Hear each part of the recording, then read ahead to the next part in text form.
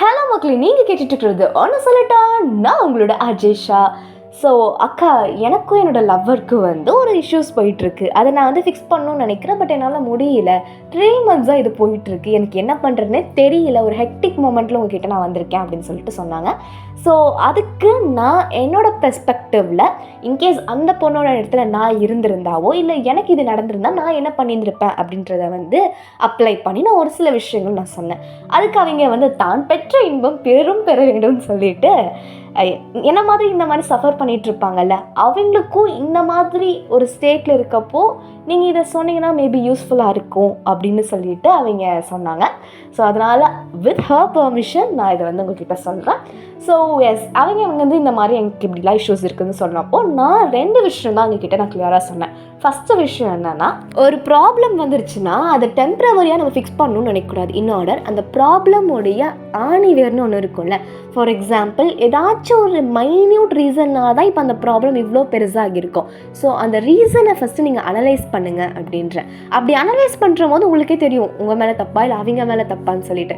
அப்படி இன்கேஸ் உங்கள் மேலே தப்பு இருந்துச்சுன்னா ரிலேஷன்ஷிப்பை ஃபிக்ஸ் பண்ணுறதுக்கு முன்னாடி ஃபஸ்ட் நீங்கள் உங்களை ஃபிக்ஸ் பண்ணுங்கள். அப்படி நீங்கள் ஃபிக்ஸ் பண்ணிட்டீங்கன்னா கண்டிப்பாக அந்த ரிலேஷன்ஷிப் ஸ்மூத்தாக தான் போகும். ஓகேங்களா? இன்கேஸ் உங்கள் மேலே எந்த தப்பும் இல்லை, ஆப்போசிட்டில் இருக்க பர்சன் மேலே தான் தப்பு, பட் நீங்கள் எவ்வளோ சொல்ல நினச்சோ அவங்க அதை அக்செப்ட் பண்ணிக்கிற மாதிரி ஸ்டேட்டில் இல்லை அப்படின்னா முள்ளால் தான் எடுக்க முடியும். ஸோ அவங்க ரூட்டில் போய் அவங்களுக்கு எப்படி சொன்னால் புரியுமோ அப்படி சொல்லி அவங்கள புரிய வைக்க ட்ரை பண்ணுங்கள். ஓகேங்களா?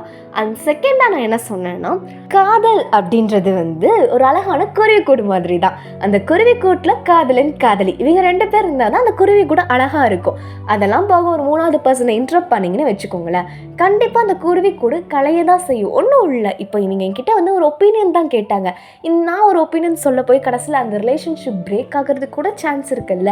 நான் இங்கே 3rd person தான். கரெக்டாக? ஸோ நான் என்ன சொல்ல வரேன்னா, ஸோ உங்களோட பார்ட்னர் உங்களை அவங்களோட பெட்டர் ஹாஃபாக சூஸ் பண்ணதுக்கான ரீசன் இன்னொருத்தங்களோட பெர்ஸ்பெக்டிவ் பிடிச்சதுனால இல்லை, உங்களோட பெர்ஸ்பெக்டிவை பிடிச்சதுனால தான். உங்களோட திங்கிங் ப்ராசஸ் எல்லாமே அவங்க லைஃப்க்கு நீங்கள் இருந்தால் கரெக்டாக இருப்பீங்க அப்படின்னு ஒரு அனலைஸ் பண்ணி தான் அவங்க உங்களை சூஸ் பண்ணிட்டு இருப்பாங்க அவங்களோட லைஃப்பில். ஸோ நான் என்ன சொல்ல வரேன்னா, எந்த ஒரு ப்ராப்ளம் நடந்தாலும் சரி அதோட இனிஷியல் ஸ்டேட்டை ஃபஸ்ட்டு ஃபைண்ட் அவுட் பண்ணுங்கள். அண்ட் செகண்ட் திங், யாராக இருந்தாலும் சரி உங்களோட ரிலேஷன்ஷிப்குள்ளே இல்லை இன்வால்வ் பண்ணாதீங்க. That's it.